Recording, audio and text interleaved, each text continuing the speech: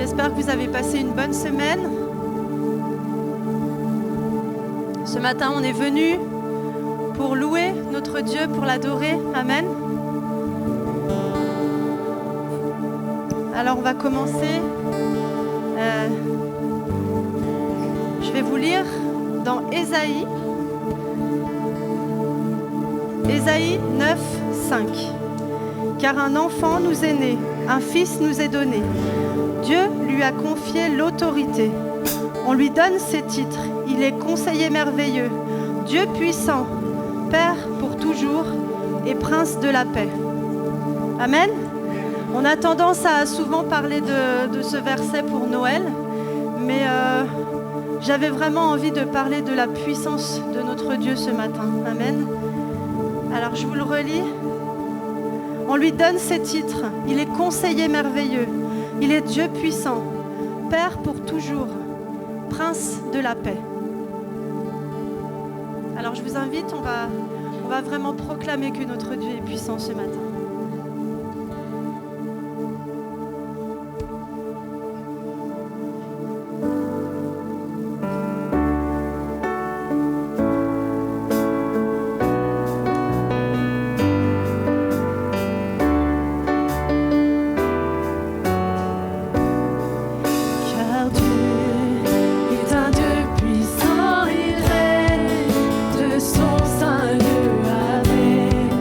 Sagesse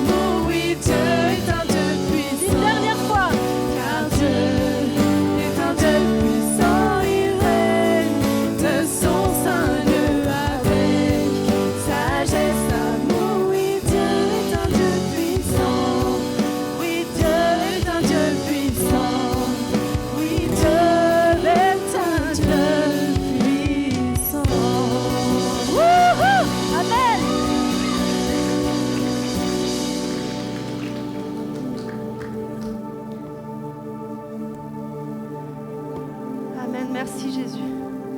Merci pour ta puissance. Merci pour ton amour pour nous, Seigneur Jésus. On veut te glorifier et te célébrer, Seigneur, encore et encore.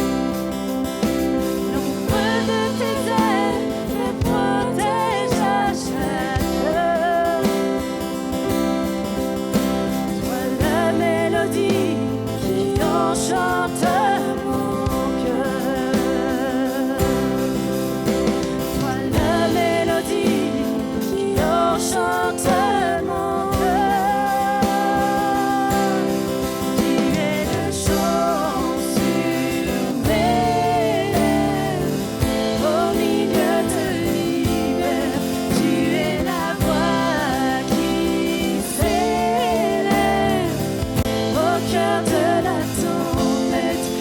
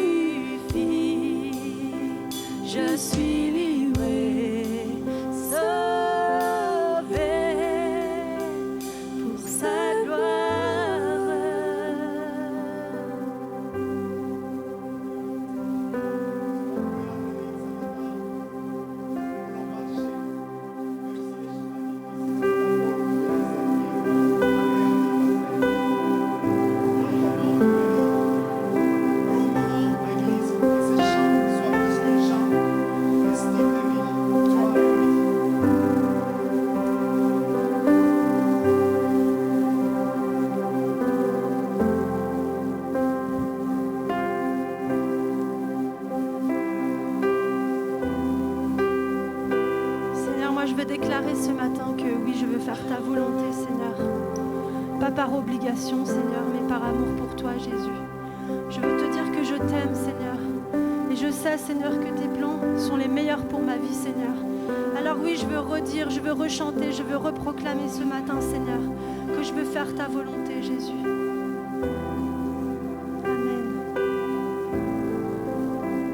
Seigneur, je veux que tu sois Seigneur en ma vie. Je ne veux pas être là et vouloir contrôler les décisions, les choses, mais je veux vraiment que toi, tu puisses régner dans ma vie. Je veux faire confiance en qui tu es parce que tu es le roi des rois, tu es le Seigneur des seigneurs, tu es le Dieu tout-puissant. Et je sais qu'avec toi, je n'ai rien à craindre. Avec toi, j'ai tout à gagner et avec toi, il y a des projets de bonheur qui vont se réaliser dans ma vie, Seigneur. Alors que ta volonté soit faite dans ma vie.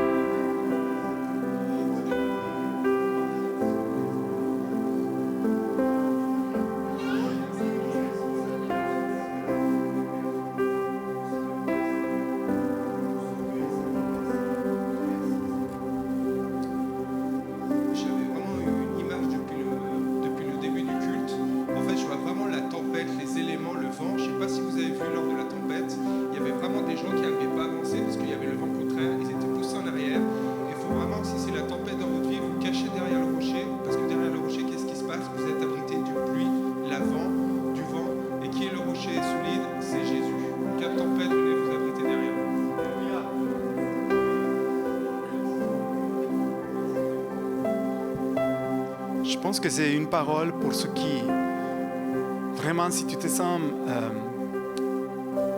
dans cette saison dans laquelle peut-être il y a des tempêtes, n'oublie pas qu'il y a un rocher. Ne cherche pas n'importe quel rocher, mais il est là. Ce rocher qui ne chancelle pas, ce rocher qui devait devenir un abri pour toi. Et je pense qu'il y a quelque chose de fort, oui, dans ça, dans le fait de faire confiance, de chercher un refuge en lui. Et aussi dans le fait de le dire, Seigneur, même si c'est les éléments, comme Alex vient de dire, si les éléments extérieurs sont contraires, là tu as le contrôle. Tu as le contrôle de tout. Alléluia. Alléluia, Seigneur, merci. Dieu est en train de mettre de l'ordre dans nos vies, dans nos maisons. Je glorifie Dieu. Cette semaine encore, on est allé dans une maison dans laquelle il y avait d'autres éléments qui avaient le contrôle, mais Jésus-Christ a pris la première place.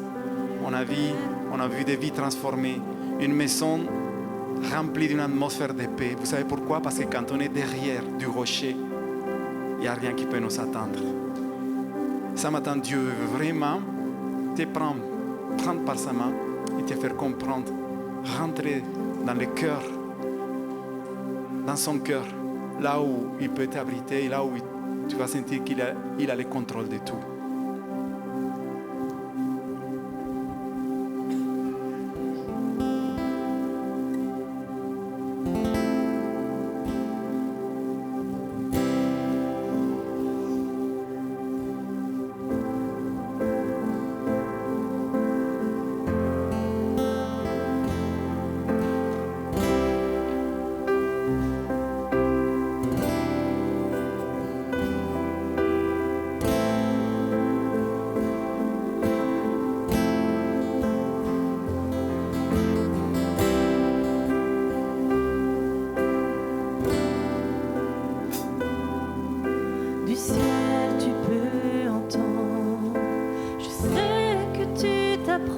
Quand je t'aide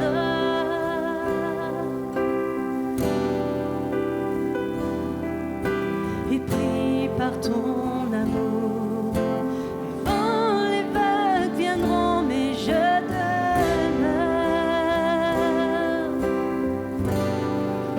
Je lève les mains vers les cieux, je te donne mon cœur, je dirai à mon âme, tu es Dieu.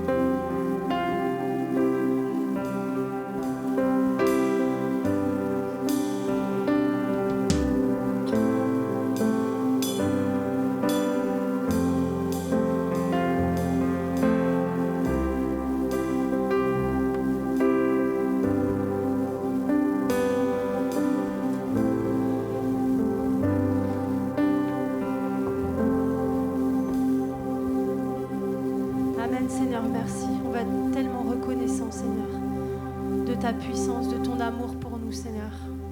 Amen.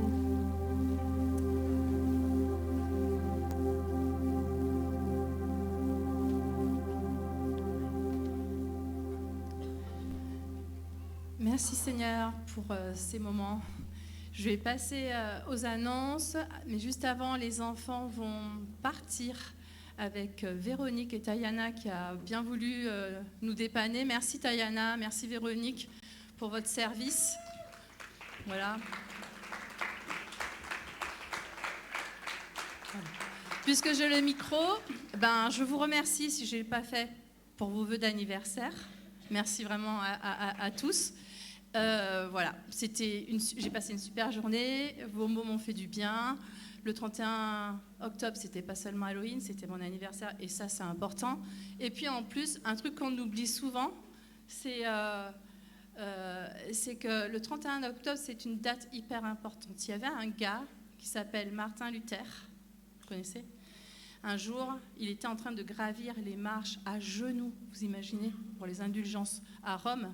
Et puis, il avait les genoux, autant dire, en sang, parce qu'il essayait de gagner le ciel et le salut. Et il pensait qu'il fallait vraiment qu'il fasse des efforts, plein d'efforts. Et pendant qu'il était en train de gravir les marches en sang, il a eu ce verset et ces révélations du Seigneur. Le juste vivra par la foi. Waouh! La révélation.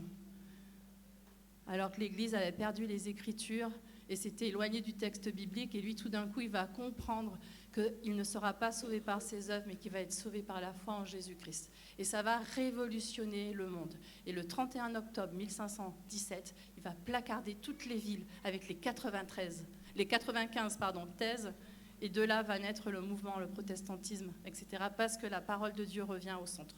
C'est quand même pas rien, non ? Donc c'est une belle date, le 31 octobre, et c'est aussi celle de Joël, donc Joël, on la partage. Joyeux anniversaire à toi aussi. Donc voilà. Donc le mardi, tous les mardis, notre réunion de prière, on vous attend à 18h30, surtout venez, soyez présents, c'est important pour nous. C'est pas juste la réunion, parce que dans une église, il faut des réunions de prière, c'est un rendez-vous divin. Donc comme c'est un rendez-vous divin, vous êtes invités. Le jeudi sur Zoom, 45 minutes, c'est pas très long. Si vous voulez les accès, venez nous voir. On a une étude biblique sur les psaumes. C'était vraiment un super moment d'échange, d'interaction. On lit juste la parole de Dieu en systématique. Et puis, c'est sur les psaumes et c'est vraiment riche. Donc, voilà. Nous devons être amoureux de la parole de Dieu, sinon on n'est pas protégés. C'est super important. Samedi prochain, 13h30, c'est un peu tôt, mais ça va durer que l'après-midi, 13h30, 18h, inscrivez-vous à la formation avec Jean-Claude et Marie-Claire Buis, ça vous permettra de nous connaître nos valeurs, connaître l'Église, et puis avoir une bonne formation aussi. Il y aura juste un petit livret, prévoyez 5 € pour payer le petit livret qu'on donnera directement au Buis, donc 5 €, ça va quand même, non ? Pour le livret. Ah, voilà. J'ai pas de réaction. Voilà. Et le lendemain, on aura le culte avec eux. Donc, notez-le sur vos agendas. Et ensuite, on a beaucoup de choses ce mois-ci. Alors, il y a une photo de la Croix du Nivolé. Pourquoi ? Parce qu'il y a Claire qui n'est pas là ce matin, mais qui est d'accueil la semaine prochaine. Et elle propose, après le culte, pour ceux qui veulent, d'aller faire une rando. Donc, si vous avez... alors, pas vraiment, c'est vers Prapondo, comment on dit ? Voilà, c'est ça. Voilà, vers Vérel. Et en fait, il y a 2 types de balades. Je vais vous envoyer les informations, vous allez tout voir. Ça fait 3 km, c'est pas technique, on peut aller avec les enfants et tout ça.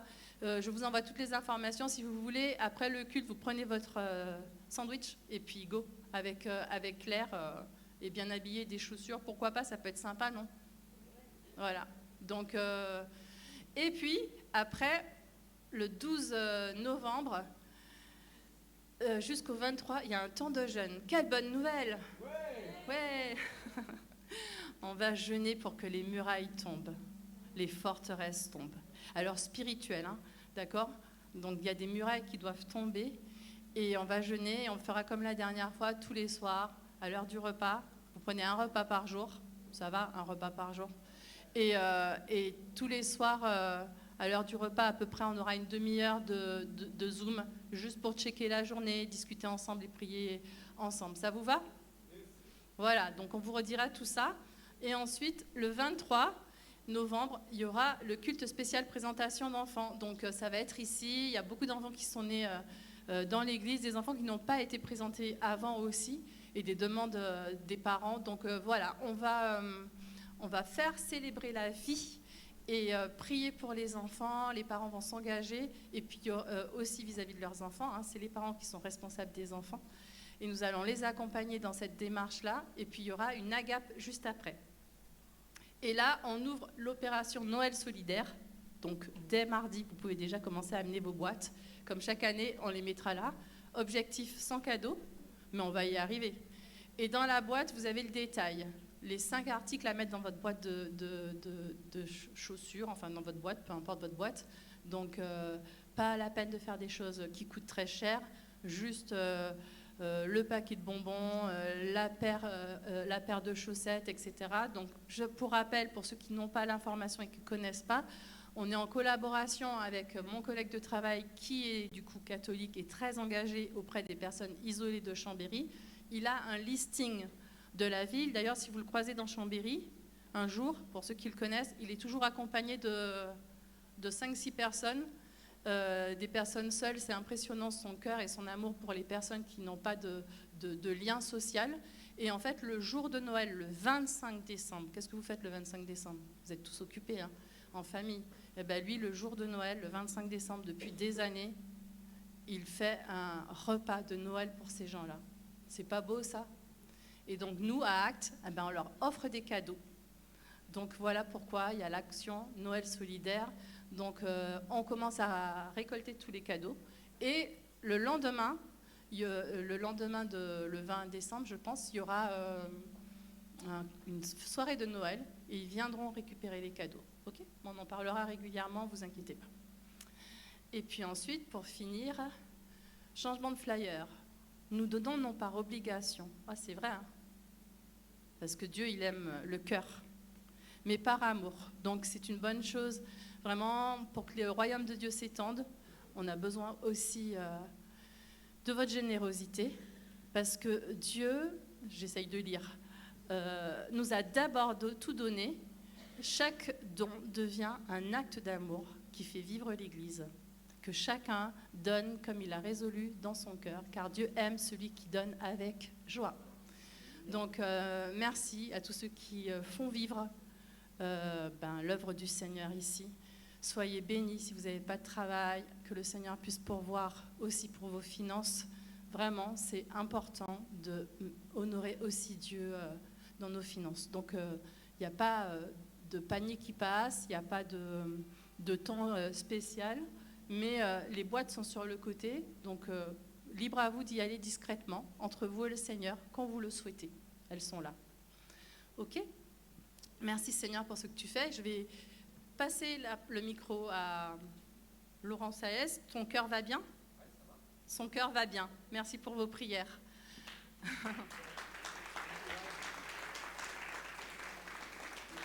Bien, bonjour à toutes et à tous. Je prends le micro 5 minutes pour vous donner des nouvelles. Je rentre du Sénégal, de mission au Sénégal. Je voudrais vous remercier beaucoup pour vos prières qui ont été très précieuses en presque 10-15 ans de mission. C'est la première fois que c'est une mission très particulière. Alors elle est particulière pour plein de raisons. Je ne sais pas ce que vous pensez de la mission, mais si vous pensez que la mission c'est des vacances ou un voyage exotique, vous aurez un peu raison, mais c'est surtout du combat. Et ouais. Il y a une voiture qui gêne, immatriculée FB 969VL de 73 noir. Peugeot. Elle gêne. Voilà, une Peugeot noire, FB 969 VL. Voilà, très bien, super. Donc, je disais que si vous pensez que la mission est un voyage exotique, vous aurez tort. Si vous pensez que c'est des vacances, vous aurez tort, même si on a passé des très bons moments à 16 l'année dernière, grand groupe qui est venu à la Toussaint. Là, on était un petit groupe de 6 avec Anne-Gaëlle qui est présente là à la vidéoprojection. Et on peut dire qu'il y a eu un certain nombre de difficultés. Vous avez appris que j'ai eu un malaise cardiaque. Sur place, premier de ma vie, malaise cardiaque, alors que je suis assez bien portant. J'ai pas d'antécédents cardiaques, je prends pas de médicaments, je vais plutôt bien. Puis la mission, c'est quand même mon terrain de travail. Petite faiblesse, c'est que j'y vais toujours avec mes propres forces. Là, j'ai compris qu'il fallait y aller avec une armée qui prie. Et donc, ça s'est fait en même temps. Mais bon, c'est pas un manque de foi. Je prends les risques qu'il faut pour le Seigneur, mais je pense que la prochaine fois, je vais bien m'entourer d'une armée. Alors, j'ai fait un petit malaise cardiaque qui est, si on le voit d'un point de vue médical, on était des températures à 39 degrés, ressenti 46 degrés, un gros taux d'humidité. Et puis évidemment, quand vous travaillez comme ça, la journée, vous vous fatiguez énormément, perte de minéraux, transpiration, pas de refroidissement du corps. Ce qui se passe médicalement, c'est que vous avez le sang qui devient beaucoup plus épais, beaucoup plus dur, beaucoup plus épais, et le cœur commence à galérer, puisqu'il y a de la déshydratation qui se fait, il y a moins d'eau dans le sang, et donc le cœur, il galère. Et puis à un moment donné, ça s'emballe. Et 23h45 le soir au repos, sans activité, sans effort, je sens que ça se dérègle pour la première fois de ma vie, c'est une sensation très désagréable. Et je suis en pleine brousse africaine, très loin de tout, à plusieurs heures d'un poste médical. Et là, je passe 10 heures en douleur thoracique compliquée. Donc, il faut dire que la veille, enfin le moment où on s'est couché, il faut dire que toute la soirée, j'avais pris position sur une campagne d'évangélisation pour gagner des territoires. On a acheté 4 hectares supplémentaires pour faire rayonner Jésus-Christ et faire un centre missionnaire. Clément m'a manqué parce qu'il est plus efficace que moi en évangélisation, et donc comme je suis le responsable de la mission et le président du Secours protestant, on m'a dit c'est à toi de prêcher, comme tu viens de l'islam, tu vas gagner des territoires. Donc je l'ai fait, et le soir, problème. Alors, comme si ça ne suffisait pas, du coup, grâce à vos prières, en tout cas, dans les 10 heures, j'ai été transporté à l'hôpital, et puis ça s'est réglé de façon assez spontanée, miraculeuse, par les médecins qui ne comprenaient pas bien, parce qu'ils ont fait un électrocardiogramme, ils ont dit que ça n'allait pas, et en 5-7 minutes après l'arrivée à l'hôpital, les choses rentraient dans l'ordre, mon cœur était réglé à sa bonne place, ça c'était une bonne nouvelle. Le lendemain matin, je monte sur une paillote qui me renvoie sur la mission, parce qu'il disait pour nous tout va bien, la tension tout va bien. Je monte sur une paillote qui est à 2 mètres de haut, qu'on a l'habitude d'utiliser pour aller et venir sur des marches qui sont assez épaisses, comme nos bancs, au moins 4 cm de planche. Et quand je descends de la paillote, la planche qui est la plus haute cède sous mon poids, donc je sais que je suis gros, mais quand même là c'était pas normal. Elle cède, elle craque. Je tombe, je traverse l'escalier en bois et je me retrouve au milieu des planches avec des clous de 10 cm à certains endroits du corps. C'était n'importe quoi. Et le dimanche, on est au culte, et alors qu'on prie et qu'on chante, on a une personne de l'équipe qui perd connaissance complètement en plein culte et qui se met à convulser. Il a fallu lui faire des piqûres de Valium, etc. Donc c'est dire que la mission, quand vous gagnez des territoires, c'est surtout pas un voyage exotique, c'est surtout pas des vacances, c'est avant tout un combat spirituel. Et donc je voudrais vous dire que nos vies ressemblent à ça. Ici aussi sur le secteur de Chambéry, autour ici, on est bien plus appelé au-delà de ces murs et de ce lieu à gagner des territoires. Mais c'est pas sans combat et c'est pas sans épreuve. Donc voilà, simplement pour vous dire qu'on a acquis un terrain de 4 hectares. Donc ça c'est nouveau, vous m'entendrez souvent parler de ça. Ce terrain est maintenant acheté. Il est acheté pour monter ce centre missionnaire et cette école de relations d'aide, guérir les âmes, faire de la propagation de l'évangile. Et donc on va petit à petit le clôturer, mettre un forage et monter les bâtiments pour faire ce centre. Et vous serez bien sûr accueillis si vous souhaitez partir en mission. Donc je vous remercie beaucoup, je vais bien. J'ai un petit suivi qui va être fait sur un cardiologue pour voir s'il n'y a pas de séquelles, s'il n'y a pas de problème. Mais intérieurement, je sens que ça va bien, je suis bien portant. Donc je voulais vous remercier vraiment pour vos prières, soyez bénis. Elles ont vraiment fait la différence, parce que je peux vous dire que quand vous êtes en douleur thoracique, en malaise cardiaque, en brousse, loin d'une structure de santé, votre foi, elle peut être très vacillante. Elle peut dire, Seigneur, est-ce que je dis au revoir à mes proches? Comment je vais être pris en charge dans un lieu où la santé n'est pas terrible? Et donc la foi, elle est très très éprouvée. Donc merci pour vos prières, vraiment, soyez bénis. Merci.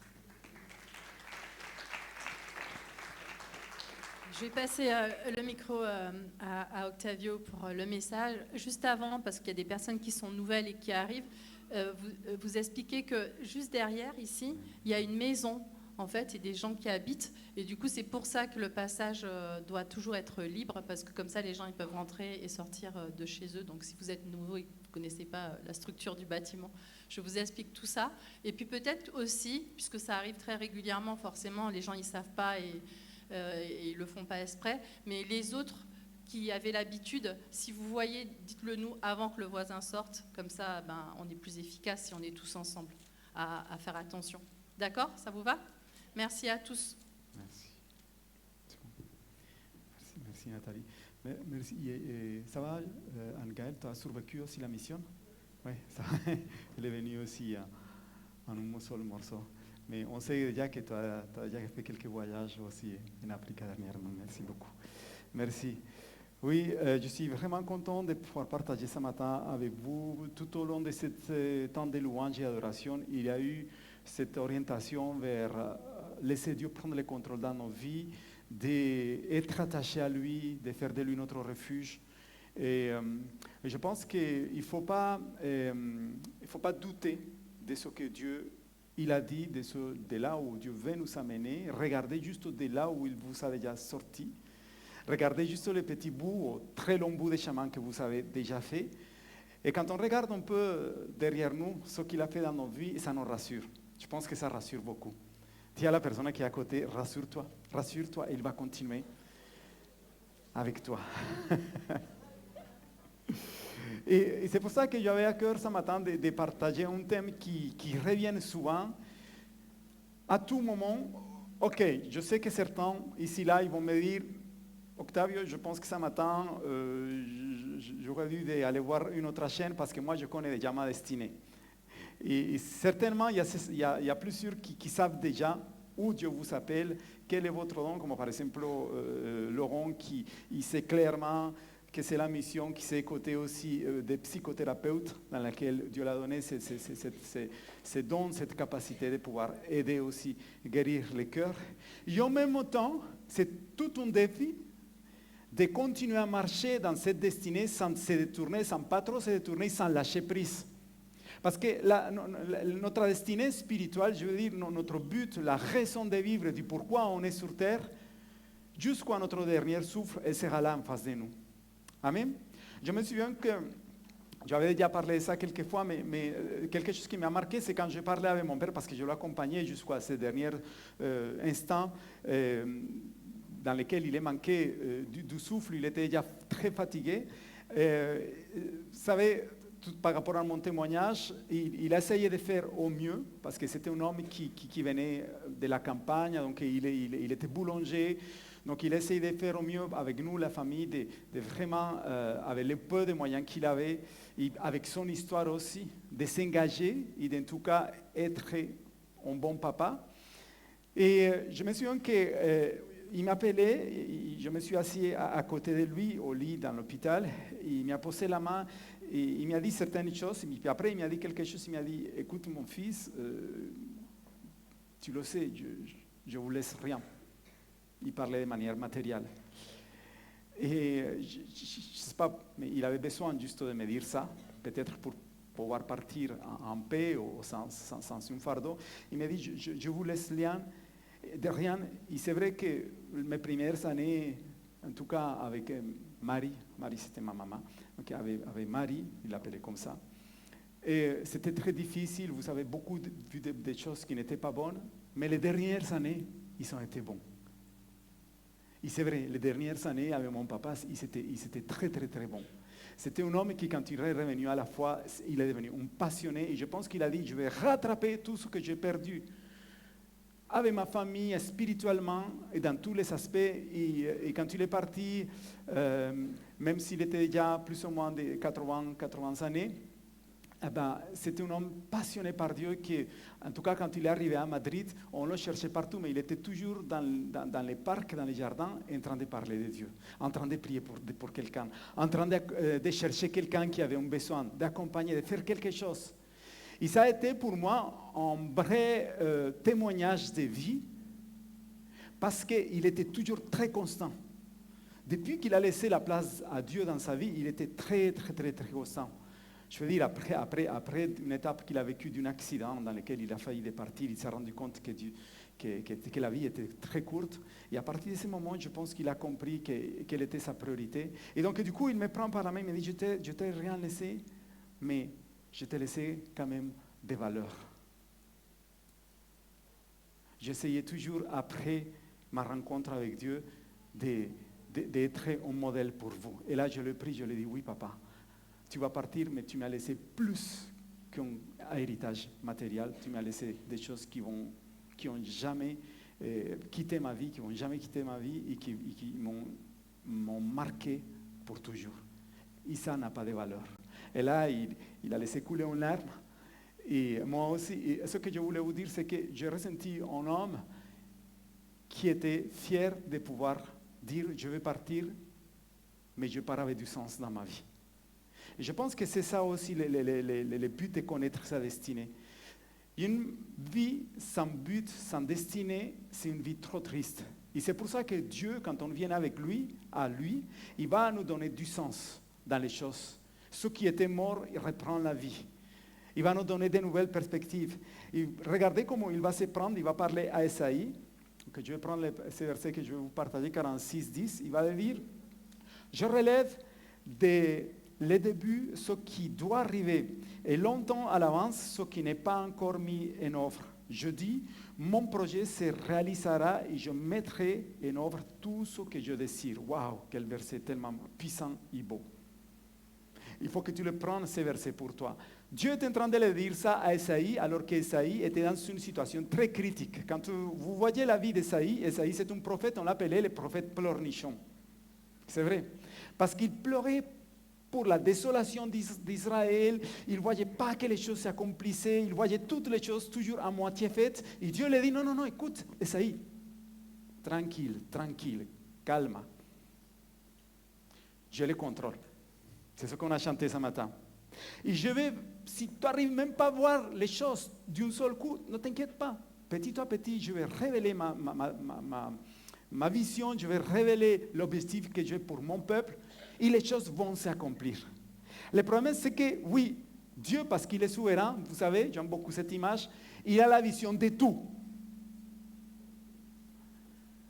Nous voyons juste un petit morceau. La vision, la destinée que Dieu a dans nos vies, c'est vraiment cette image-là. Il a le tout. Et c'est vrai que quand on prend l'image de l'iceberg, on voit qu'il y a de l'espérance parce qu'on sait que Dieu a le contrôle de tout et parce que dans sa souveraineté, il voit l'ensemble des choses. Mais il y a quand même du boulot. C'est vrai? Parce que dans la partie cachée de l'iceberg, il y a des choses qui sont là, qui sont à nous de refaire. Dis à la personne qui est à côté, tu as du boulot. Il ne faut pas se reposer que sur lui. Il y a de l'espérance, mais il y a aussi du boulot. Il y a des choses que Dieu va nous appeler pour que nous puissions l'obéir, pour qu'on rentre chaque jour, pour qu'on soit dans la bonne démarche de notre destinée. Le premier point que je voudrais vous partager ce matin, je vais partager juste 3 petits points, comme ça c'est très facile à retenir, c'est que ma destinée, notre destinée commence en lui. Et c'est à ça que Dieu nous ramène quand on revient à lui. C'est-à-dire, il va nous faire comment ça s'appelle ça? Une recette. Pour qu'on puisse remettre tout à plat et qu'on puisse dire, ok, je aligne toute ma vie, tous mes objectifs, tous mes rêves, tous mes désirs, tout en lui. Parce que si on remet les choses dans les bons départs, c'est-à-dire à partir de lui, tout va à nouveau prendre du sens dans nos vies. Tout ce qui a été dispersé va prendre la bonne orientation. Et à ce sujet, j'ai une histoire à vous raconter d'un chrétien, un chrétien qui voulait justement chercher la volonté de Dieu, sa destinée. Il priait, il se mettait à genoux, il disait, Seigneur, montre-moi la destinée que tu as pour moi, qu'est-ce que je dois faire dans ma vie? Ça fait des années que je suis chrétien et je ne trouve pas du sens. Et d'un seul coup, il lève les yeux, il regarde dans le ciel 3 lettres. Ces lettres que j'ai mis là, VPC. Et lui, il reçoit de suite, va prêcher le Christ. Oh, yes! C'est ça ma destinée, va prêcher le Christ. Ok? Mais il s'imaginait prendre un micro derrière lui, toutes les foules en train de parler, travailler jour et nuit pour prêcher le Christ. sans repos. Il disait, mais moi, je ne suis pas prêt pour ça. Il était en décalage avec ce qu'il venait de recevoir. Et du coup, il passe à côté un jour pour boire le café avec un copain. Son copain était agriculteur. Il lui raconte cette histoire. Et son copain qui est agriculteur lui dit, intéressant, VPC. Peut-être que Dieu est en train de te dire, va planter des choux. Et lui, il s'est dit, mais punaise, je n'aime même pas les choux. Il n'aimait pas les choux. C'est lui qui a composé la chanson, savez-vous planter les choux? À la mode, hein, savez-vous? Non, c'est pas vrai, c'est pas lui.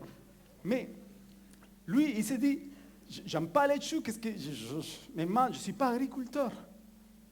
Mais il se cherche, il passe chez un autre copain qui, lui, il était charpentier, il a dit, VPC. Va poser va poser de la charpente. Oui, il était charpentier, donc du coup, c'est ce qu'il est parlé. Mais là, il ne se voyait pas non plus. Mais, franchement, si j'aurais passé à côté de vous, vous lui aurez dit quoi? Moi, je lui aurais dit à l'époque, va planter de la coca. Heureusement qu'il n'a pas passé à côté de moi à l'époque. Mais moi, dans cette histoire me touche beaucoup. Vous savez pourquoi? Parce que parfois, dans nos vies, on est un peu comme ça. On a certains signes et on les accommode, on se laisse influencer par d'autres choses. Du coup, il était épuisé, il dit, allez, je vais chercher Dieu. Finalement, j'arrête d'écouter tout ce qui est autour de moi. Il s'aimait, il commence à prier, Seigneur, montre-moi, s'il te plaît, je n'ai pas trop compris, pardonne. Et là, à nouveau, il lève ses yeux, et en fait, il n'avait pas bien, c'est comme si Dieu lui disait, tu n'as pas bien vu les choses, lis bien. Il s'était écrit, vie pour Christ. Paul, il va dire, en Galates 2:20, ce n'est plus moi qui vis, mais c'est Christ qui vit en moi. Et vous savez, notre destinée, elle va prendre du sens quand on laisse que ce soit Christ qui prend le contrôle dans nos vies, qu'on puisse vivre pour lui. Quand dans mon quotidien, je comprends que je me lève le matin avec un objectif. Oui, bien sûr, je me lève avec l'objectif de faire un bon café chaud pour mon épouse. Parce que je l'aime. Je ne mens pas, non, je te le fais tous les jours. Mais avant ça, je suis déjà en train de dire, Seigneur, voilà ma journée, voilà ma petite femme, on veut vivre pour toi, on ne vit pas passionnément, on ne veut pas louper les coches, comme vous dites, on veut toujours marcher avec toi. Et je commence à remettre les choses parce que je sais que si je ne remets pas ma journée, si je ne prie pas les matins, si je ne remets pas les choses à celles duquel tout revient, vous savez quoi, je vais perdre toute ma journée. Et ça, c'est très important. C'est la première chose que Paul va dire, c'est Christ qui vit en moi. Si nous vivons centrés en lui, sois certain que tu ne vas pas louper ta destinée. Quand je comprends que ma destinée commence en Jésus-Christ, alors je vais comprendre que j'ai la sécurité et l'assurance en lui que je vais marcher sur le bon chemin. Et c'est ça qu'il va le dire aussi au prophète Jérémie. Il va les rassurer parce que vous allez, tout à l'heure je vais développer un petit peu ça, mais il va les rappeler, avant de te former dans le ventre de ta mère, je te connaissais. Et avant que tu naisses, je t'avais consacré, je t'avais désigné prophète pour les nations. Et ça me fait penser à quelque chose. Vous savez, quand les inventeurs, j'ai eu la chance de connaître un inventeur, un ingénieur qui est inventeur à Montpellier. Il s'appelle Jean-Claude Meslem. C'est un gars super intelligent. Et moi, quand je débarquais chez lui, il était à l'église très actif, un homme des fois aussi. Quand on débarquait chez lui, dans son garage ou dans sa chambre, il avait plein de choses toujours là. Il avait toujours une invention à faire. Et en fait, il a inventé un truc qui s'appelle Sweet Palpine, c'est ça, non? Et je ne vais pas faire de la pub, mais bon, quand même. C'est quelque chose qui a très bien marché. Et c'était une espèce de ventouse. Sa femme, elle était esthéticienne. Donc, il a fait une invente spéciale pour elle. Pour qu'elle travaille. Et en fait, ces ventouses, il les appliquait partout dans le corps. Il y avait des petites pour le visage, comme une espèce de stylo, et d'autres plus grosses. Et avec une espèce ça... Oui, comme une pompe, une aspiration, ça soulevait un peu la peau et ça faisait des massages. Bref, ce que je voulais vous dire, c'est qu'avant qu'il commence à réaliser cette invention, il avait déjà en tête à quoi elle allait servir. Vous voyez, c'est ce que Dieu est en train de le dire à Jérémie. Avant que je te conçois, j'avais déjà prévu le pourquoi. Et je pense que c'est tellement important qu'on puisse aussi comprendre que si notre destinée, elle revient d'abord, elle commence en lui, il faut savoir qu'il ne faut pas inverser les rôles, d'accord? Il ne faut pas, Seigneur, je veux faire telle chose, alors que Dieu ne t'a pas conçu pour ça. Du coup, on va passer à côté de notre destinée si on fait ça. Et c'est pour ça que c'est tellement important de se dire que tous mes projets, les choses que je veux faire, ce n'est pas Dieu qui va rentrer à collaborer avec moi, mais plutôt toujours me dire, Seigneur, quels sont les projets que tu as pour moi? Vous comprenez, là, on va gagner beaucoup plus de temps. Parce que ça veut dire que quand je laisse place à Dieu dans ma vie, il va vraiment se débrouiller pour donner du sens dans tout ce que je fais. C'est-à-dire mes ambitions, les qualités que je veux, même à niveau de mes défauts, tout il va l'utiliser quand on le met à lui. Il ne faut pas avoir peur de laisser qu'il se débrouille, parce qu'il sait très bien se débrouiller. Moi, cette phrase, je la garde dans mon cœur, parce que vous savez, il y a quelque temps de ça, quand on est revenu de la Guadeloupe à Montpellier, on venait de vivre une situation très difficile dans nos vies par rapport justement à notre destinée. On avait loupé notre destinée pendant quelques années, parce qu'on croyait que notre destinée c'était aller en Guadeloupe et faire le ministère là-bas. Et finalement, quand on est revenu à Montpellier, on était trop contents, on s'est dit, ça y est, c'est bon, on s'installe dans l'église, on s'installe sur Chambert, il y avait Paul qui venait de naître, donc Annabelle était encore petite. Et là, je ne sais pas, c'était notre premier culte à nouveau dans l'église. Et Nathalie contente parce qu'on venait de trouver une maison pour s'installer. Ça y est, on se pose. Vous savez, quand tu dis, j'arrive avec mes bagages, c'est bon, ça ne va plus bouger. Et là, on est dans ce culte, il y a un pasteur qui s'appelle Jeff Laurent, qui est là. Pour ceux qui l'ont connu, peut-être que maintenant il est dans le ciel. Toi, tu l'as connu, oui. Et il pose la main sur moi, il commence à prier. Et là, il nous donne une parole, il dit, essayez de ne pas trop vous installer à Montpellier parce que vous allez bouger, vous allez quitter Montpellier. Alors je me dis, oulala, comment je vais faire pour le dire ça à Nathalie? Et finalement, je l'ai dit ça à Nathalie et on s'est dit, mais oh, punaise Seigneur, on vient d'arriver et là tu es en train de nous dire qu'en fait, la destinée que tu as, ce n'est pas pour nous. Et la chose qu'il m'a dit, c'est, mais ne t'inquiète pas, ses frères, ses pasteurs, il m'a dit, ne t'inquiète pas du comment, de à quel moment, il va bien se débrouiller. Et moi, je voudrais te dire ça matin. Quelle que soit la situation que tu traverses, quel est les rêves, les choses que tu vas, je vais te dire le même mot, il va se débrouiller. Il faut juste que tu lui fasses confiance, il faut juste que tu reviennes, que tu te dises que ta destinée elle commence en lui. Et finalement, on n'est pas parti le lendemain, on est parti, c'était 2005, et on est parti 2010. Mais Dieu avait tout, il s'est bien débrouillé dans chaque étape par étape. Il s'est tellement bien débrouillé que nous voici aujourd'hui, ici, là, à Chambéry, quelques années, parce qu'on a fait confiance à lui. Je voudrais qu'on puisse le glorifier à lui, parce que quand il promet, quand il dit les choses, il se débrouille très bien, il ne se plante pas. Et moi, je suis certain que ça m'attend. Si tu le fais confiance, si tu dis, Seigneur, je vais remettre méchamment ma vie en toi, je sais que tu vas m'accompagner jusqu'au bout. Le deuxième point, c'est pour connaître ta destinée, il faut connaître ton identité. Et ce sont deux points essentiels qu'on doit clarifier dans la vie d'un chrétien. L'identité et la destinée. Parce qu'ils sont intimement liés et complémentaires. Un chrétien qui n'a pas une vision claire de son identité, il ne pourra pas savoir où il va, ou comment il va aller, ou où Dieu l'appelle à aller. Et c'est pour ça que c'est tellement important ça. Plus on se connaît soi-même, plus on est prêt à accomplir la destinée que Dieu a pour nous. J'aime beaucoup Éphésiens. C'est un livre que je proclame surtout les premiers chapitres, souvent pour ma vie. Parce que c'est un chapitre qui me rassure. Souvent, quand on me dit de raconter mon témoignage, je parle de 3 choses.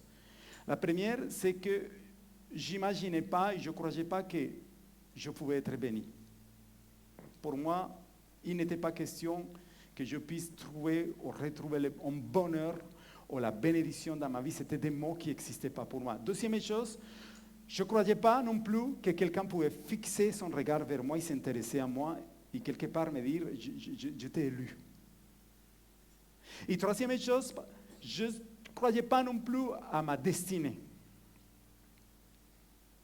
Parce que dans le milieu dans lequel je grandis, je savais que je pouvais sortir et plus rentrer à la maison, dans toute cette violence. Et quand j'ai découvert Ephésiens chapitre 1, waouh, ça m'a donné du sens, ça m'a redonné vraiment de l'espérance, et c'est quelque chose que je me suis approprié. Et là, j'ai trouvé ces 3 choses.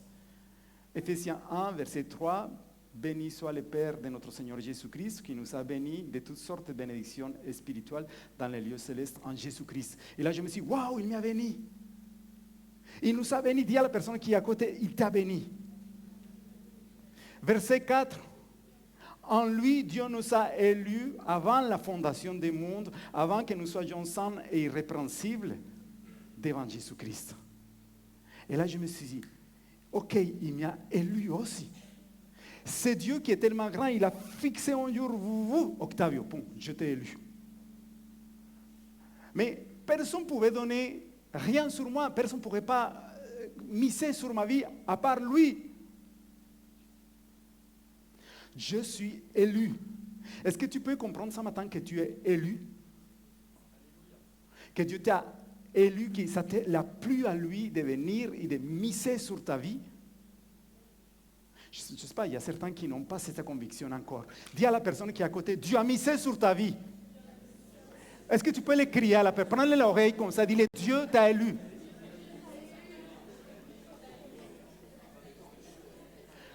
Verset 5. Verset 5. Verset 5. Nous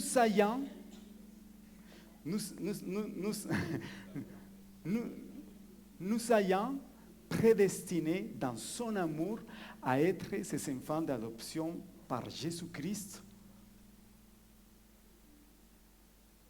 par sa bonne volonté.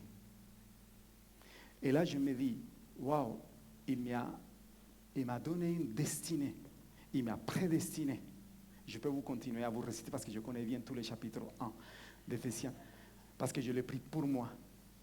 Mais ces 3 points déjà, si tu pars avec ça, et tu te dis que si tu connais ton identité en lui, qu'il t'a béni, qu'il t'a élu, qu'il t'a prédestiné, alors là, tu vas sortir de ces lieux avec la tête en haut et tu vas tout renverser. Amen. Parce que ça vient du Père, du cœur du Père. Et c'est ça qu'il veut qu'on puisse se conduire tous les jours. Alléluia. Et quand je pense que parfois, quand on se dit, alors la Bible, tous les hommes qui sont là, qui ont accompli des choses, vous savez quoi? Ils n'avaient pas un regard très positif d'eux-mêmes. Et c'est pour ça que je me suis dit, ça pouvait très bien, si je vous montre quelques exemples de quelques hommes qui ont accompli de grandes choses, mais avant de les accomplir dans la destinée, regardez le regard qu'ils avaient. Par exemple, Moïse, c'est un homme qui a accompli quelque chose d'incroyable. Il a pris plus de milliers d'Israélites, il les a fait sortir de l'esclavage d'Égypte. Mais quand Dieu va lui donner cette parole, regardez comment il va réagir. Alors, Dieu va lui dire, maintenant donc, viens et je t'enverrai vers Pharaon, afin que tu fasses sortir d'Égypte mon peuple, les enfants d'Israël. Mais Moïse dit à Dieu, qui suis-je pour aller vers le Pharaon et faire sortir les enfants d'Israël? Problème d'identité. Non, et on peut comprendre. Vous savez, quelques années auparavant, il avait la couronne, il était dans son palais, et puis après il se retrouve à prêtre de brebis dans son désert. Et en même temps, Dieu allait dire non, t'inquiète pas, je suis en train de réaligner ta destinée en moi. Il était en train de le ramener à lui, c'est pour ça le rendez-vous du buisson ardent. Et vous allez comprendre ce qu'il fait avec lui. Après, une autre, Gédéon. Il va lui dire, Dieu va lui parler, l'Éternel se tourne vers lui et dit, va avec la force que tu as et sauve Israël de la main de Madian. N'est-ce pas moi qui t'envoie? Et voilà ce qu'il répond. Pardonnez-moi, mon Seigneur, répond-il. Mais comment pourrais-je sauver Israël? Ma famille est la plus faible de Manassé et je suis le plus petit de ma famille. Encore l'identité. Ce matin, Dieu te dit, arrête de te voir comme toi, tu te vois. Ah, regarde-toi au travers le regard que Dieu a. Et si Dieu t'a donné une destinée qui bouillonne dans ton cœur et que tu ne l'as pas encore mis en place parce que tu te vois trop petit, il est temps que tu prends la place, il est temps que tu ne te laisses plus voler cette destinée que Dieu t'a donnée. L'appel que tu as dans ta vie. C'est très important. Et troisième, Jérémie. Je reviens à lui parce que tout à l'heure on a parlé de lui dans l'autre premier verset. Une fois qu'il le parle, il a dit, je t'avais choisi avant la fondation du monde. Il le rassure, il a dit, voilà, je t'ai choisi, t'inquiète pas, je t'ai conçu. Il va le dire, voilà, vous pouvez le lire, réponds, oui, oui, oui.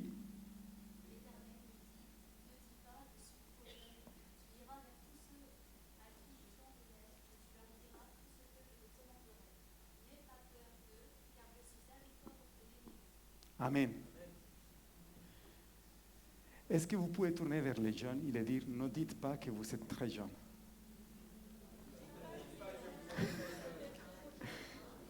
Parce que les parents sont toujours en train de les dire, de les encourager, de prendre la place, d'aller, oh, mais tu sais papa, maman, je suis très jeune, il faut que je vive ma vie quand même.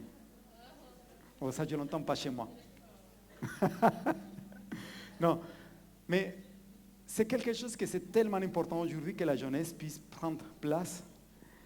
Et du coup, oui, il y a eu des fossés, des choses qui ont vécu les hommes de la ville, mais en même temps, Dieu les a pris avec tous ces déficits, et Dieu les a ramenés dans le bon chemin en leur disant, ne vous inquiétez pas, la source, elle vient de moi et c'est moi qui va vous concevoir aussi votre destinée. Je vais aussi, par rapport à cette partie de l'identité, vous partager un poème qui m'a beaucoup touché. Et c'est un poème qui a été écrit par un monsieur qui s'appelle Russell Kelfer. Il est décédé, c'était un grand prédicateur. Et je vais le lire, écoutez ça. Vous êtes tel que vous êtes pour une bonne raison. Vous faites partie d'un plan complexe. Vous êtes un être précieux et tout à fait unique. Un homme ou une femme particulière de Dieu. Vous avez l'apparence que vous avez pour une bonne raison. Notre Dieu ne se trompe jamais. Il vous a tissé dans le ventre de votre mère. Vous êtes exactement tel qu'il a voulu. Vos parents, il les a choisis pour vous. Et quoi que vous pensiez, ils ont été eux-mêmes conçus selon les plans de Dieu et ils portent les sceaux du Maître. Non. Votre traumatisme n'a pas été facile à affronter. Et Dieu a été peiné de vous voir tant souffrir. Mais il a permis pour forger votre cœur afin que vous lui rassembliez davantage. Vous êtes tel que vous êtes pour une bonne raison. Vous avez été formé par la Vierge divine. Vous êtes tel que vous êtes bien-aimé parce que Dieu existe. Ça m'a boosté quand j'ai lu ces poèmes, parce que du coup, je pense que c'est important qu'on revienne à savoir ce que Dieu dit de nous. Ça vous va si on prend une minute pour que vous puissiez peut-être, je vais vous lancer un défi là, c'est important aussi qu'en les prédications on puisse vivre les choses. Est-ce que tu peux dire à la personne qui est à côté ce que Dieu dit de toi?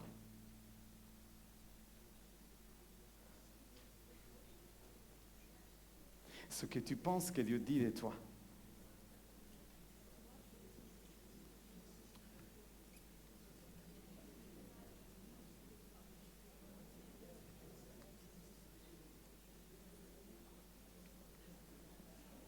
Parfois c'est facile, parfois c'est difficile.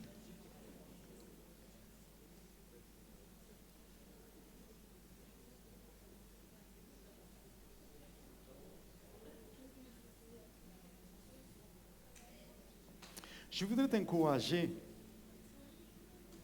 vraiment, je vais vous encourager à faire un exercice un peu fou. Mais il faut le faire, vraiment. Est-ce que vous croyez que Dieu parle? Je vous encourage cette semaine à prendre un moment de silence. Mettez pas la musique, mettez pas YouTube, votre playlist, rien du tout, mettez rien du tout. Juste toi et Dieu. Prenez un petit moment à part, tranquille, avec lui, sans musique à fond, sans rien. Prenez une feuille, un stylo, et juste dis, Seigneur, parle-moi, qu'est-ce que tu dis de moi?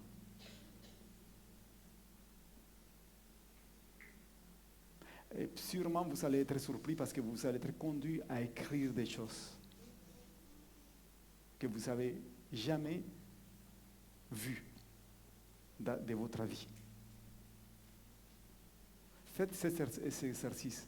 Moi, je l'ai déjà fait.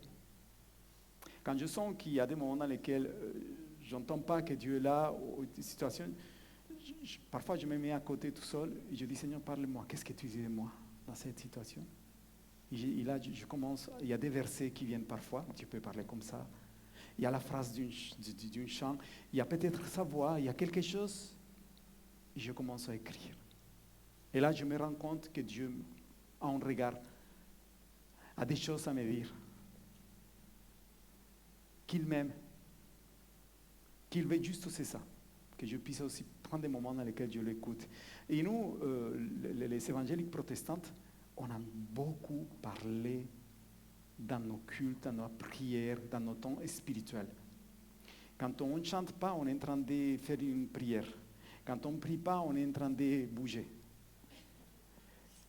Non mais c'est vrai, non? Vous n'avez pas remarqué ça? Dans la plupart des cultes évangéliques charismatiques, on est toujours en train de faire quelque chose. On a oublié qu'est-ce que c'est la méditation. Et la méditation, c'est quelque chose de tellement important. C'est juste de se poser et communier avec lui. On a vécu ça pendant les 2 jours où on était. On s'est dit, si on fait ça acte du camp d'église, on va tous les mettre par terre. En fait, ils organisent une soirée, je vous raconte comment ça vite, et dans la soirée, on disait, c'est une soirée. Et je me dis, comme d'habitude, non? Les soirées où il y a louange, adoration, on chante, et on est à fond. Et là, on arrive à la soirée, juste assis, il n'y a même pas la musique, non? Même pas la musique de fond. On était là assis, il y avait juste une image qui évoquait l'amour de Christ, quelque chose comme ça. Et on nous a invités à regarder cette image et à juste laisser que le Saint-Esprit nous parle. Franchement, je vous dis honnêtement, pardon, en tant que pasteur au début, j'étais en train de m'endormir. Parce que je m'attendais, vous savez, la louange, tout ça, la proclamation, béni l'Éternel. Oh. Ce qu'on attend, nous, les charismatiques. Par contre, je vois que Nathalie, elle a saisi la chose. Et elle est là, à fond, vraiment. Et puis après, je me suis dit, waouh, Seigneur. C'est tellement important qu'on apprenne aussi à se poser devant toi.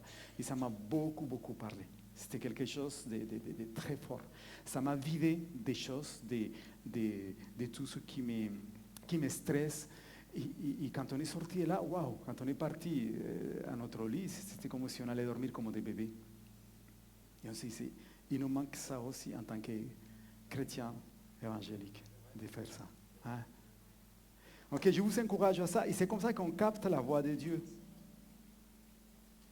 Troisième point et dernier point, je finis là. Pour connaître notre destinée, ta destinée, il faut connaître ton don, l'onction que tu as. Et je pense que plus on se rend compte que si notre Dieu, c'est celui qui donne les talents, les dons, on revient à lui, il va nous dire les choses qu'il nous a données, et tu vas sentir aussi les choses que Dieu t'a données. Et ça, c'est quelque chose de tellement important. En Romains 12:6, c'est écrit, Dieu nous a donné à chacun des dons différents selon ce qu'il a choisi de nous souffrir. C'est lui qui a choisi. Il a donné à certains cette attitude de la mission, il a donné à certains cette attitude de la musique, de la louange, à l'adoration. Il a donné à certains le pouvoir écouter,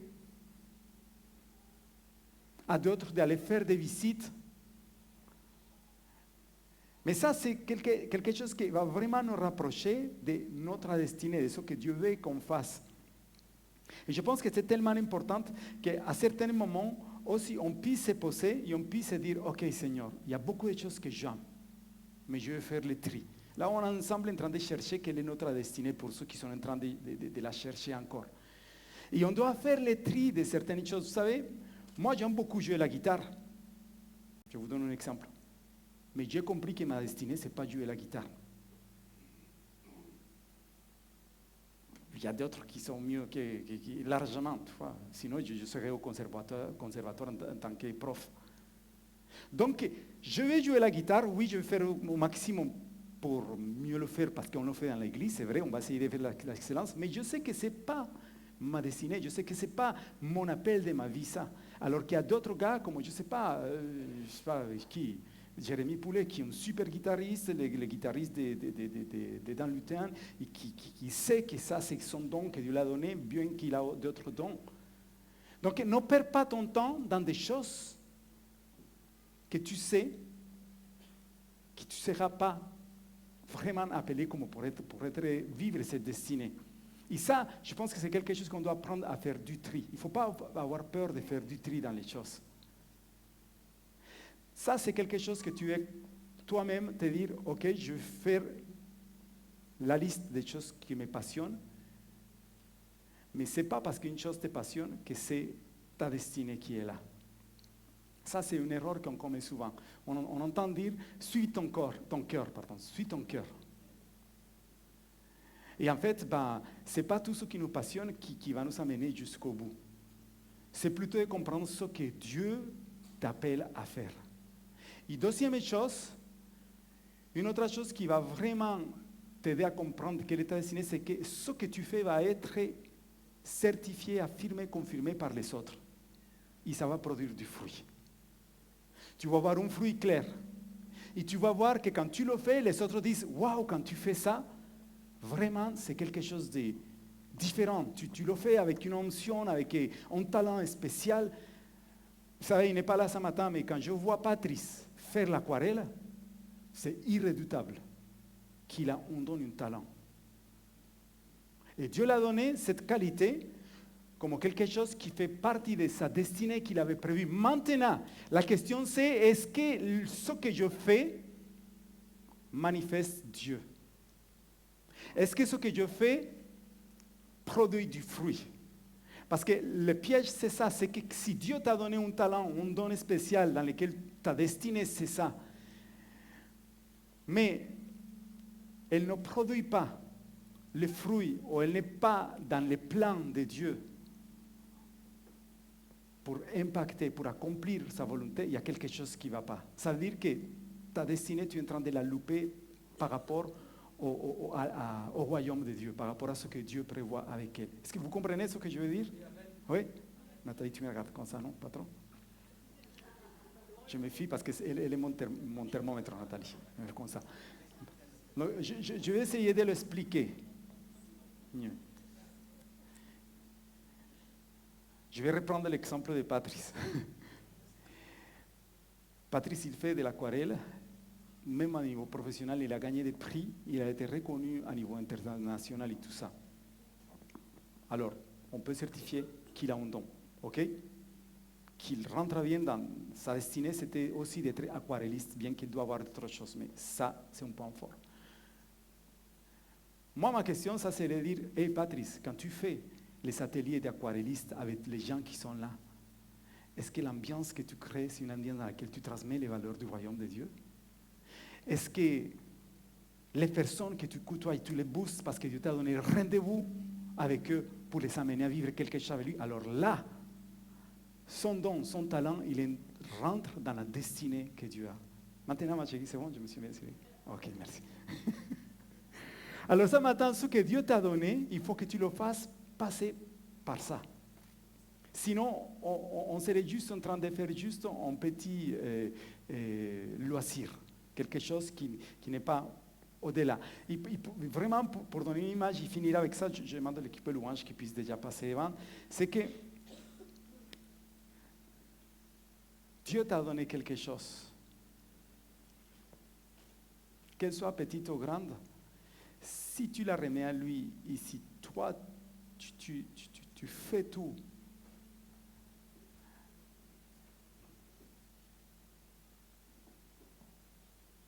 en accord avec Dieu et avec ce qu'il t'a donné, ça peut fructifier d'une manière incroyable. Vous savez, une raquette de tennis dans mes mains, elle ne vaut rien d'ailleurs, je ne sais pas jouer au tennis, mais une raquette dans les mains de Roger Federer, ça produit un Roland Garros. Un stylo dans mes mains de 1 euro, ça coûte un style plus ou moins 1 euro ou 2 euros, il ne va rien faire. Mais un style dans les mains d'un écrivain, ça va produire peut-être un prix Nobel, un best-seller. Une fondre entre mes mains, je pense que je vais essayer de viser une écureuil, mais je pense que je vais la louper. Mais la même fondre entre les mains de David, elle va devenir un instrument redoutable pour tuer des géants. Un bâton dans mes mains, peut-être que ça va être un petit bâton pour faire des bruits, pour pas taper à droite et à gauche, mais ce même bâton entre les mains de Moïse, il a fait ouvrir la mer Rouge. Et moi, ce que je vais vous dire, c'est que peu importe ce que Dieu t'a donné, qu'il soit petit ou grand, quelle que soit la chose, mais si tu t'approches, si tu as compris que c'est Dieu qui te l'a donné, tu vas faire de grandes choses. Et je pense qu'aujourd'hui, il faut qu'on se mette en diapason avec lui. Je dis, Seigneur, ok, je sais quelle est ma destinée. Je vais la garder de manière très précieuse pour qu'elle puisse fructifier et pour qu'elle puisse rentrer dans ton plan aussi. Combien de musiciens, la plupart, vous savez, la plupart des musiciens qui jouent avec les grands artistes du monde étaient chrétiens. Les grands bassistes, les grands pianistes, tous ces gars, ils sont sortis des églises chrétiennes. Alors Dieu les avait donné une destinée. Et ils l'ont compris, ils se sont dit, waouh, ils sont excellés dans la destinée, mais pourquoi alors ils sont partis dans le monde? Ils ne sont pas gardés cette destinée que Dieu les avait donnée. Aujourd'hui, je pense que si Dieu t'a donné quelque chose, l'appel que tu as clair dans ta vie, garde-le précieusement et surtout tous les jours veille à savoir s'il est sur le bon chemin. Pour les jeunes, si vous êtes toujours en train de vous poser la question, quelle est ma destinée, Seigneur, est-ce que VEP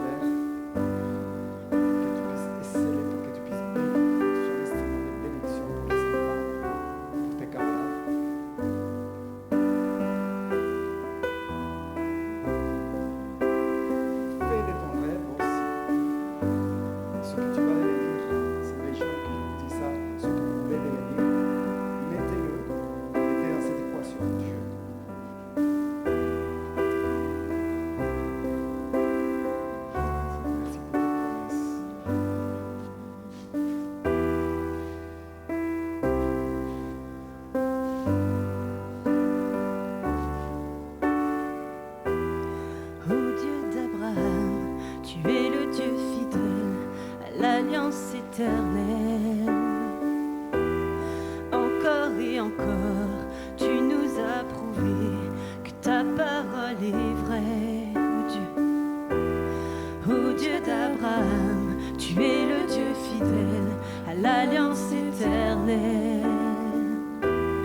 Encore et encore, tu nous as prouvé que ta parole est vraie.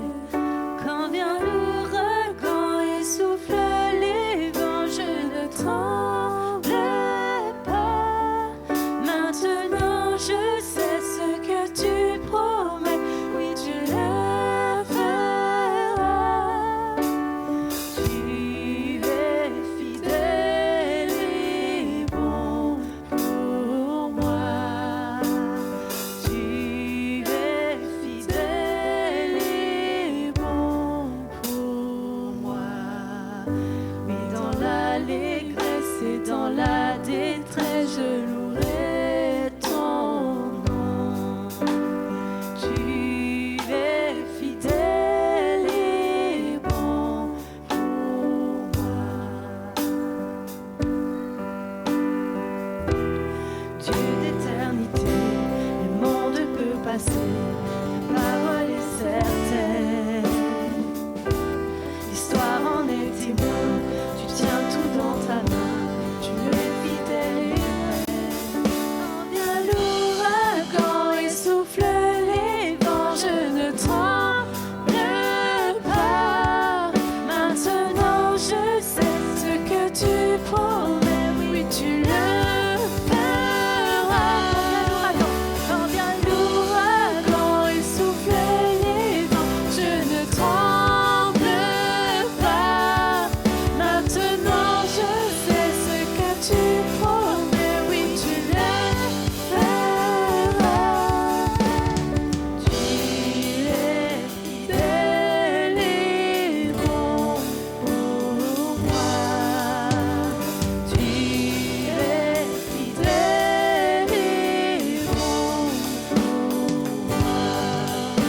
Dans l'allégresse et dans la détresse, je louerai ton nom.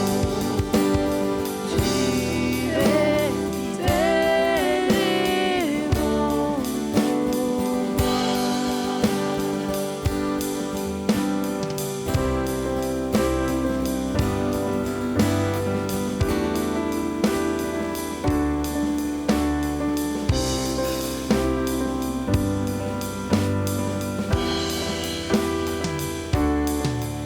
Ma foi est en toi, Jésus, mon ancre et mon rocher. Oui, mon espoir à jamais, sur toi je peux compter. Ma foi est en toi, Jésus, mon ancre et mon rocher. Oui, mon espoir à jamais, en toi je peux compter. Tu es fidèle et bon pour moi.